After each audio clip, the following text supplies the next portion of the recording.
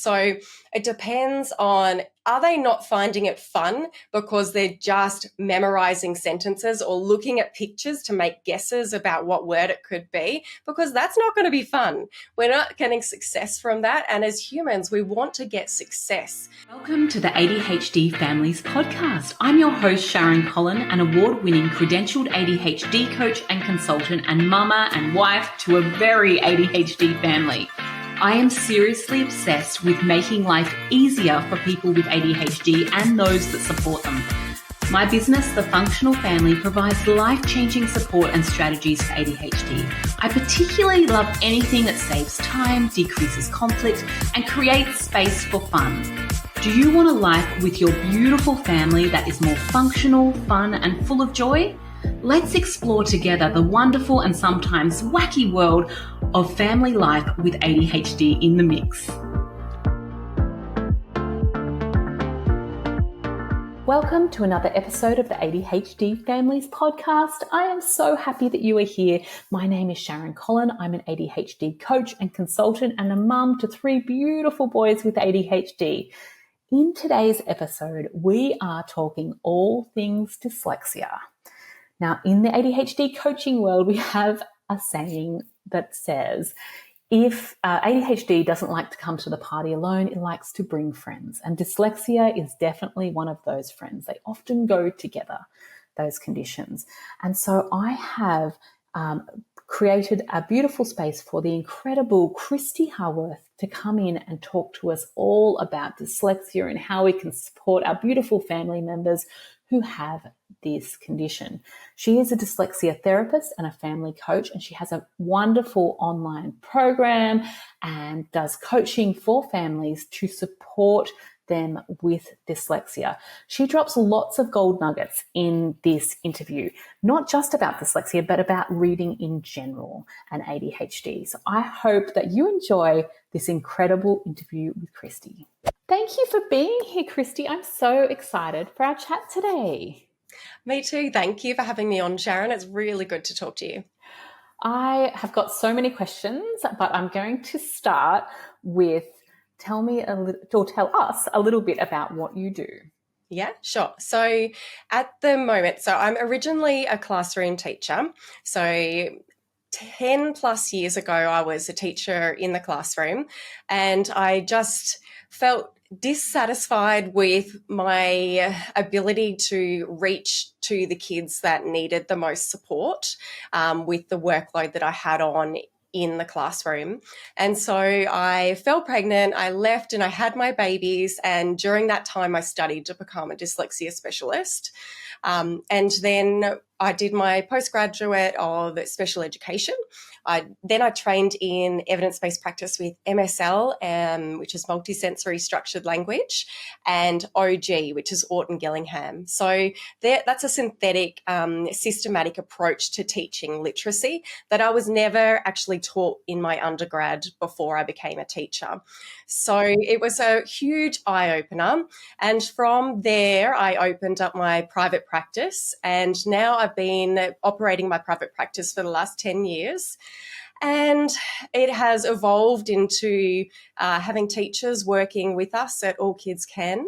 And I also have recently launched our parent empowering course for parents to know what to do to help their kids at home if they're struggling with reading, if they're not getting the support that their children need within the classroom. Okay, so how did you choose dyslexia? Like how did you choose to go into this reading support area? I think it's always just been something that I've enjoyed is literacy. And I taught prep for the last couple of years of my classroom teaching years. And when you're in prep, you're really prep is the first year of schooling, and you're really in the very beginning of teaching kids how to pick up a book and read. And so there were little glimpses that I got of phonics, of the phonics approach. But the school that I was at was practicing what we call balanced literacy. So balanced literacy is where we have a whole language approach, which is under the pretense that children, or under the false understanding that children are going to learn to read just if they're immersed in rich literacy. And then the other part of it, the phonics part in the balanced literacy, is where we start to look at letter sounds, but it's only very minor within a balanced literacy school. So I was getting these little glimpses of what phonics is and and so I think that really sort of opened my eyes to how we really should be teaching kids to read and what's going wrong within our classrooms in terms of teachers not feeling empowered and having the knowledge of how to do phonics full scale because there is so much balanced literacy within our school education system. So I think that's where I kind of got a glimpse of, okay, I feel like this is an area that I really want to dive into.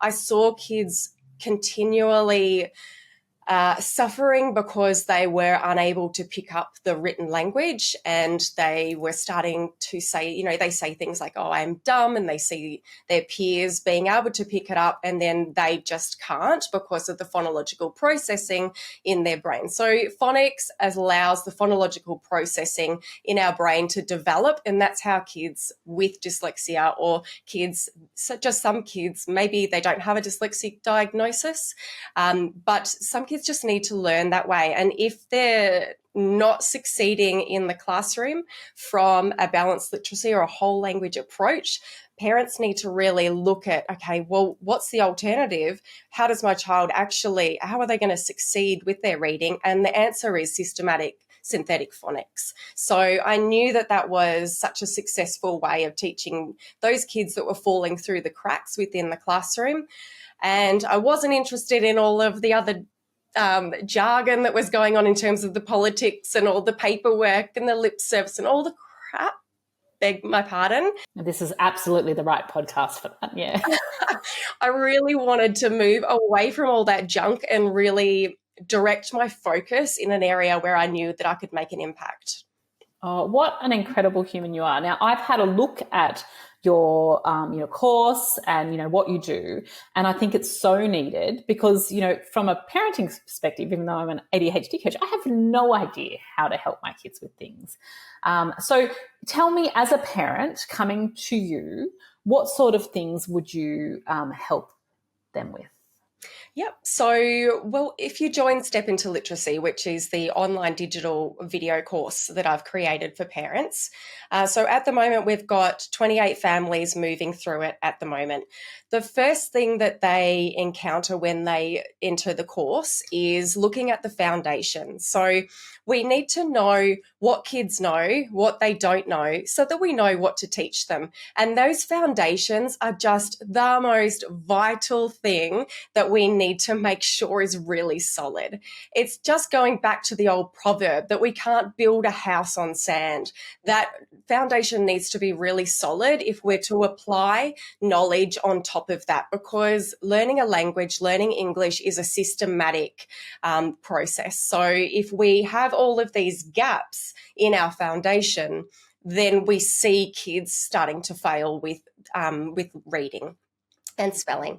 So that's the first thing that we address is the foundation. So I've got a little easy to use mini assessment for parents to use. We need to know what letter sounds that they know, which ones they don't know, and then we need to go in and we need to teach them the sounds that they don't know.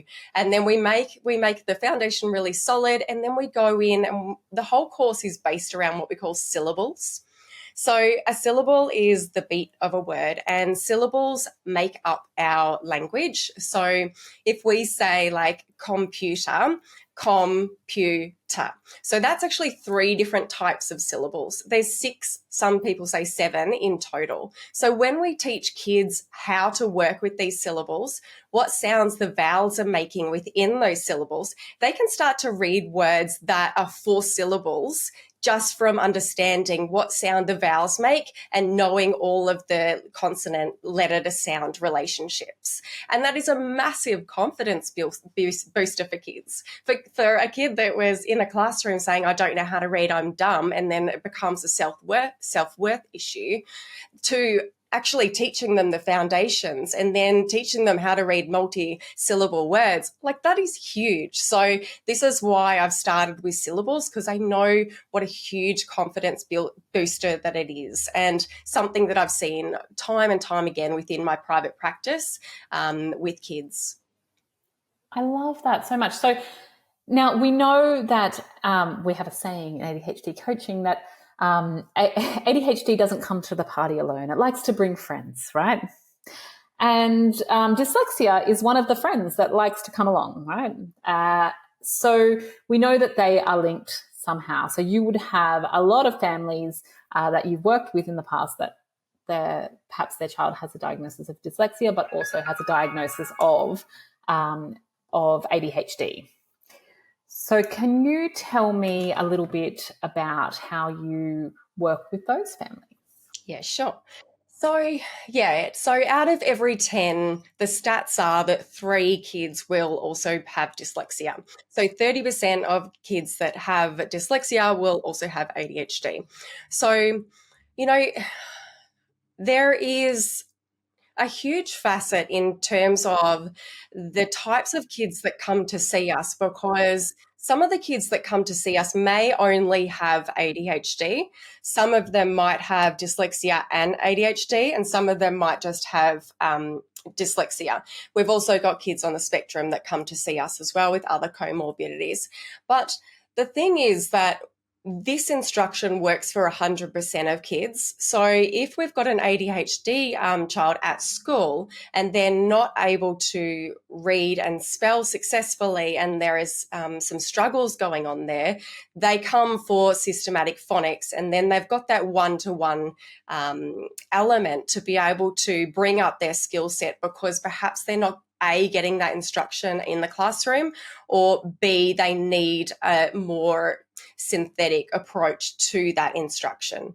So another thing that springs to mind for me with the kids that does have ADHD and dyslexia, or maybe just ADHD that comes to us, is that we do a lot of structure. So synthetic phonics and OG, Orton-Gillingham, which is what Step Into Literacy, our online course, is based on, is a very structured approach. So within every lesson, we do the same lesson components. So kids come in and they know exactly what to expect. They know exactly how to work with the language that we're teaching them. So that's another benefit for kids with ADHD, is that it's very structured. We also do visual timetables as well for kids. That helps all kids, but ASD, ADHD as well, just to see that structure visually as well. We do a lot of movement too, heaps of movement. Sometimes I like that. kids as well, they're on their heads, and that's okay, because we need to move when we learn. Yeah. Okay, amazing. So tell me, for the parents that are sitting at home that perhaps are looking at their beautiful child and just thinking, oh, they're having some trouble reading, what is the process that they go through to get diagnosed with dyslexia? Okay, so the first thing that you would need to do is go and see an educational psychologist. They are the most common people to be able to diagnose dyslexia. So once you go and see a educational psychologist, they will do a cognitive assessment, and then there will be a result from that within the report that they receive afterwards. I always say to parents to make sure that you get 6 months of intervention, and it's got to be high quality evidence-based practice, because otherwise, if they go for a diagnosis and they haven't had any intervention, what can happen is that the educational psychologist will actually say, okay, well, it might be just that they're an instructional casualty, so they haven't been taught effectively in the classroom. They may not be a phonological processing difficulty like we find with dyslexic kids. Mm-hmm. So what you need to do is just make sure that you do that 6 months of intervention first with someone that does evidence-based practice, so that you don't end up getting a provisional diagnosis and need to have to go back again after you have done that 6 months of intervention. Amazing. Okay, so once they go to a educational psychologist, they do that testing you said, and then what do they do with that information? Like, what can we ask the schools to do? So kids that have a diagnosis, or kids that are really, even if they don't have a diagnosis, if kids are struggling within the school does, or the education department does have a responsibility to cater for that child and make the curriculum accessible for them. So there is something called an IEP. So that's an individual education plan. And so kids that have a diagnosis or kids that are struggling within the classroom should have an IEP. So different schools will call it different things depending on which school you're going to, and also which state you're in and which country you're in and all of that kind of thing. But if you look up IEP, so individual education plans, you can actually see online some examples of individual education plans that should be put into place to support these kids so that they can level the playing field, so they can access the curriculum. So we want to make sure that it's fair for everyone, and fair doesn't mean the same. Fair means making sure we've got supports in place for those kids that we know need those supports. I love that. Okay.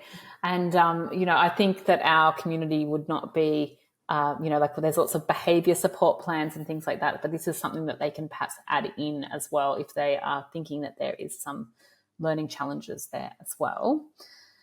So tell me a little bit about, how dyslexia presents in a child. Yeah.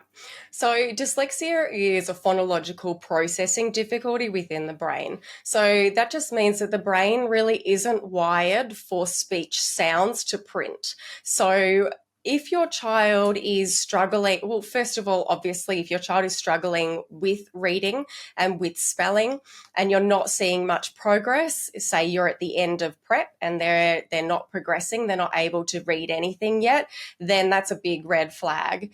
But what we can do, when you say prep, how old's prep? Sorry, so 5. So the end of that first year of schooling, your child should start, be quite established with reading by that stage.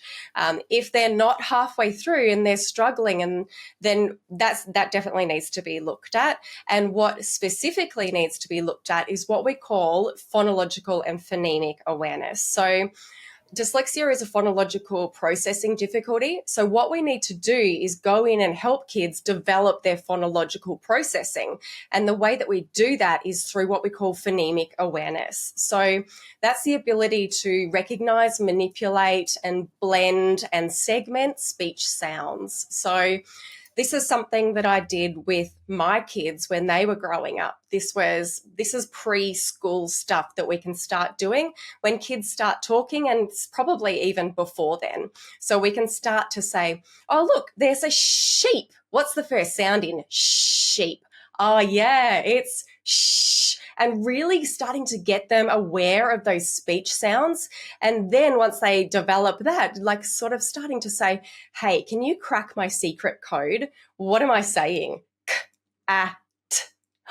Am I saying cat? And starting to really, first of all, model it, but then passing the buck over to them and starting to get them to blend those sounds together. And then we can do so that's a direct pre-reading skill. We need to be able to see a C and say k, see an A and say a, see a t and say t. We have to go k-a-t.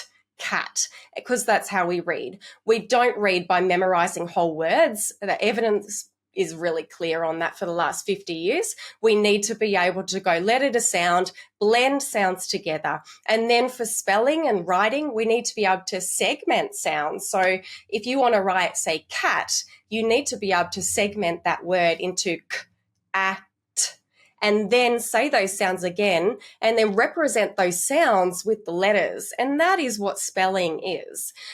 So if we don't have that phonemic awareness, because we have a deficit in our phonological processing, then we need to go in and teach kids how to blend sounds together, how to segment sounds together. This instruction needs to be explicit. And then we will avoid the issues that arise later on. So if you've got a child that is a bit older, or perhaps we're thinking of ourselves and we're thinking, when we're listening to you talk, oh my gosh, maybe I have dyslexia, or maybe my older child has dyslexia. What can you do as an older child or an adult about dyslexia? Yep.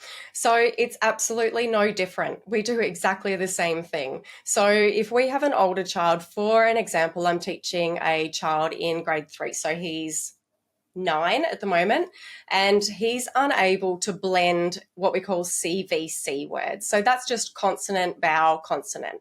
So like pit, it, and he can't actually get all of those sounds in a row to blend. So kids, if they're not looked at earlier on in terms of, okay, why aren't they progressing with their reading?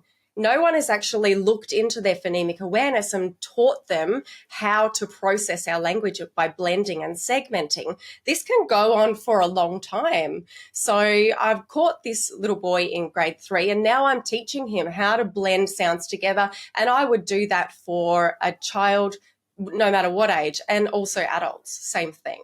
We need to develop that phonological processing of the brain. The way we do that is by going in and developing phonemic and phonological awareness, so that sound awareness. And then we need to make sure that people know the letter to sound correspondences. So like CK says K, and when we see it in a word, we say K, and we're able to blend all those sounds together to actually produce the word that we need based on the letter to sound relationships in that word. And what's the time frame that it usually takes for people to, be able to make advancements with dyslexia?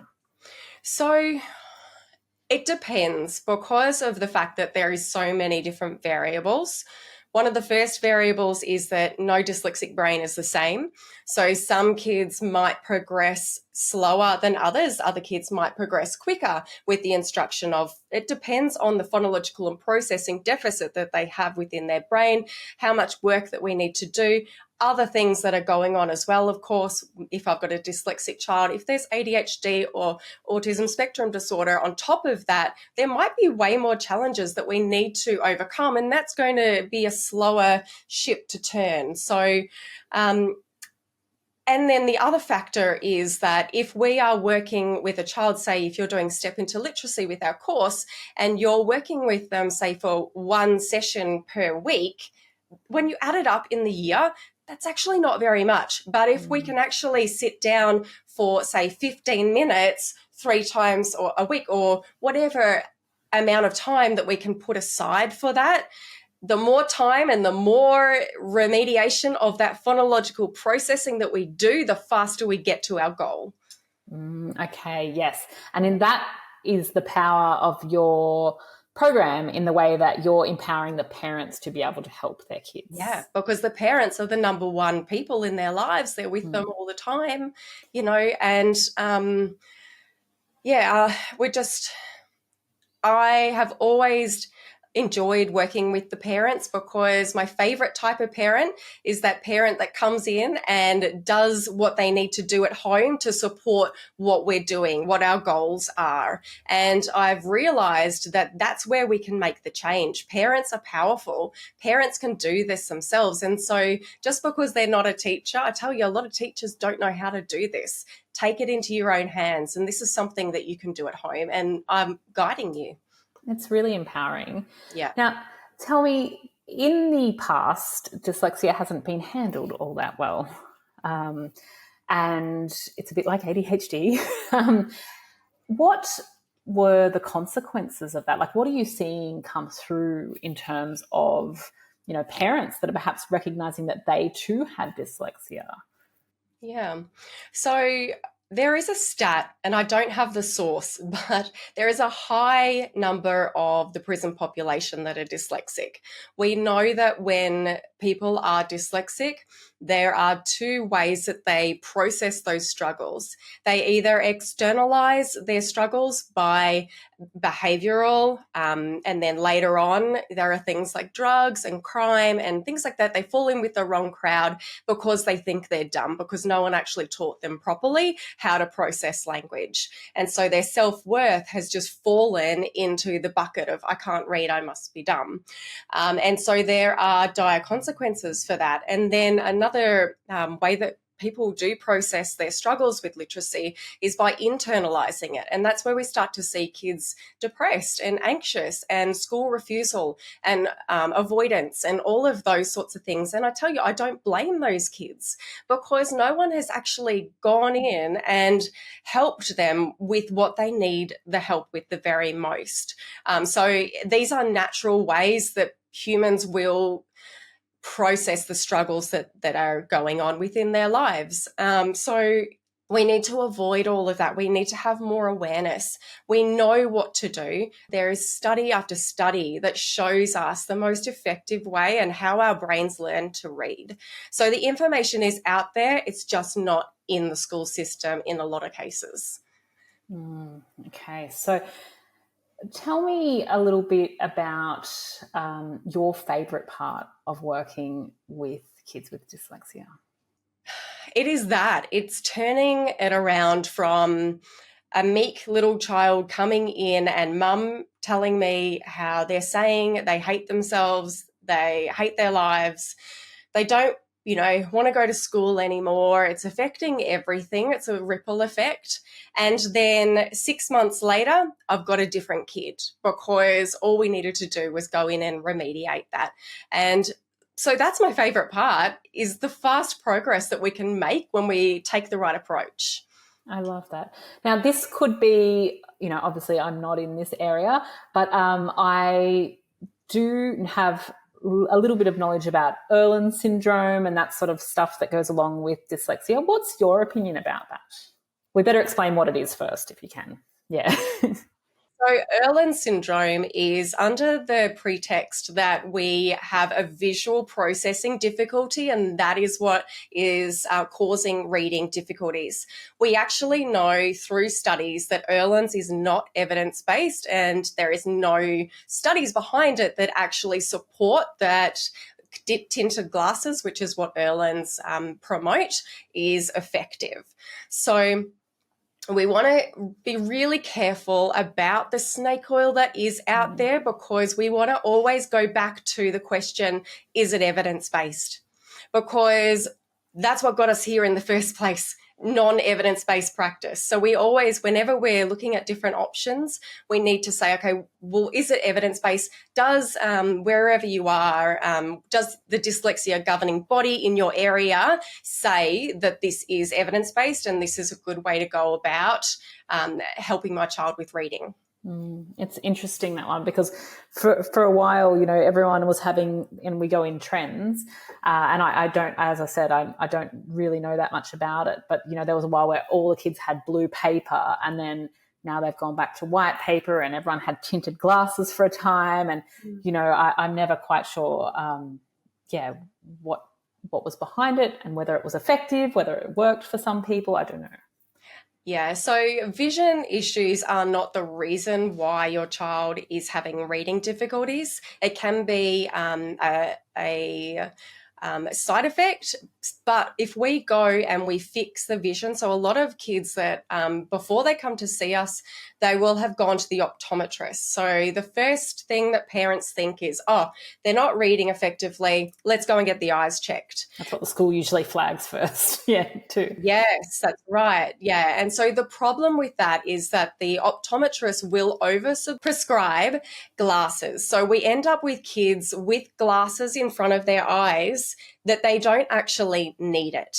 So time after time, I have said to parents that do have glasses for their children that have been prescribed by an optometrist, go and see an ophthalmologist. So an ophthalmologist is properly trained to assess whether your child needs glasses.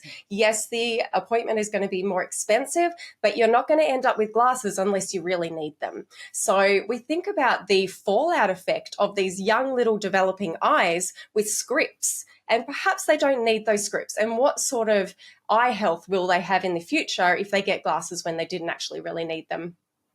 Interesting. Now, what about behavioural optometrists? That's a usual optometrist. Yeah. Okay, but they're looking at tracking and things like that. How does that play into what you do? I'm sorry, I'm going intense with my questions now. I've got all my interest. Yeah, I love it because these are questions that everyone wonders about. And um, the answer is that tracking and visual therapy, it's not evidence-based. What we need to do is address the issue that's going on in the brain in terms of their phonological processing. And we need to rewire their brain so that they have better speech to sound links so that we can actually get them reading and spelling. Eye issues are not something that we need to focus on. We need to focus on the real issue, and that's the brain. And interesting, that all links back to ADHD. We can form new neural pathways. We just have to do lots of repetition, and there has to be, like a positive environment to do so. Excellent. Interesting. So before we go, and thank you so much for being so generous with all your answers, I would love to know, as a parent sitting at home listening to this, some things that we can do, perhaps 3 things that we can do at home to support our beautiful kids with their reading, dyslexia or not, just a general support question. Yeah, sure. So the first thing, it depends how your child's tracking. So I'm just going to try and make this a short answer. Yeah. So if your child, first of all, is struggling with reading, more of the same instruction of what they're already getting is not going to be effective. So first of all, recognize that. Second of all, the things that you can do at home in terms of helping your child develop reading in a healthy way is make sure that they're reading decodable text. So the last thing that we want to do is teach kids to read by memorizing whole words. The reason is because our memory has a capacity. Once kids, they might be able to memorize whole words until they get up to around about the midway of grade 2, which is around about 8. And then what happens when we turn 8 is that the curriculum extends in the vocab that they are required to now read, and that doesn't contain the words that they memorized in those early years. So we want to avoid that issue happening by the time that they get 8 by teaching them letter to sound correspondence. And the one way that we can do that is a really simple way is to avoid leveled readers, so that repetitive text, and replace that with what we call decodable readers, where kids are actually looking at the letters, sounding out and blending those sounds. That's how we know we read. So that's the most important thing you want to do, is avoid leveled readers that come home from school. And they're probably causing with kids that are struggling, they're causing a lot of stress and angst on not only the child, but on the family as well. My advice is to ditch it and find decodable readers that are going to replace that and actually teach your child to read, not memorize. So how can we so for some of our beautiful kids, they get the perception that, and particularly when they have ADHD like mine, they get the perception that reading isn't fun, right? Because it's challenging. You've got to sit still for it. There's lots of things going against it for ADHD. Perhaps you read a line and then you've got to reread the line and your brain's wandered. How do we make it fun? Have you got any strategies to help make it a little bit more engaging? So at the start of properly learning to read, so it depends on, are they not finding it fun because they're just memorizing sentences or looking at pictures to make guesses about what word it could be? Because that's not going to be fun. We're not getting success from that. And as humans, we want to get success. So if we're teaching them letter to sound correspondence and they're getting it, they're actually reading, that's a huge achievement. And that's not boring. That's fun. So then once they've gone through that process and they're being taught effectively to read, then they start to get into really cool books like Diary of a Wimpy Kid later on, or, Dog Man and those sorts of things. And, my kids love reading, and that is a joyful thing. They never hated it because they were taught properly in the beginning. They never struggled with it. And struggling is obviously going to be something that we're going to avoid. And is reading on a screen any worse, better, the same as reading a book? Short answer, no, it's totally fine. So you can get a lot of decodable text as well, decodable books on the iPad. So check out Australian Decodable Readers, because you can buy the sets and have them on your iPad. So you can do the reading on your iPad. It's not so much of an investment as if you were to buy the actual copies. Santa is actually just about to bring our kids an e-reader as well. So we've got things like Libby, which is an online library source, and kids can just download books on their readers, on their iPads. And yeah, I'm all for that. So tell me, a lot of our kids, they look at books on a screen, and they might listen to it as well on Audible to involve another sense as well. What's your impression about having the book on a screen to a real book? And then also, what's your opinion about having, another sense involved? Yeah, definitely. So multisensory structured language is just that. We need to make sure that we're involving the senses when we're learning a new piece of information. And we know that when we do involve more than one sense, we learn quicker. We get a stronger neurological pathway. So looking at books and reading them is really great, but then just listening to them is also really effective. So we need kids to not only be able to decode words, so what we've been talking about today with letter to sound correspondence and blending sounds, we also need them to have language comprehension, so know what words mean. And then that is going to lead us to the goal of reading comprehension. So just listening to audiobooks is really, really great for developing that language comprehension or vocabulary. So it's a really great way also for struggling readers to continue to develop their language comprehension by just listening. Audiobooks are great. Excellent. Now, you mentioned before when we were off camera about some resources. Was it Libby? Yep. Yeah. What is that? Can you don't mind? So Libby is a library app. So there's a few different library apps out there. I think if you go and speak to your library and say, what kind of online borrowing do you have? Then they'll let you know what access that you have. And then you download the app, and then my kids are constantly downloading different books that they like. And it's really good for trying books as well, because once you've got an established reader, the established reader is not always going to want to read everything, just like us as adults. Like, we want to find something that we really resonate with and we enjoy. So it's a good way for them to download it, try it out, go, it's not really for me, and then download something else. It's really accessible. Excellent. Now, before we go, do you have anything that you want to leave our beautiful listeners with? I would just say that if you've got a struggling reader, don't feel like you are powerless. You are powerful, and taking things into your own hands is not unrealistic. Come and join me. We've got Step Into Literacy. I'm already guiding 28 families through it at the moment. And the successes that they're feeling from home is really empowering, because sometimes when we've got kids at school and they're not being catered to, it can feel a little bit disheartening that we don't have the skills to help them ourselves.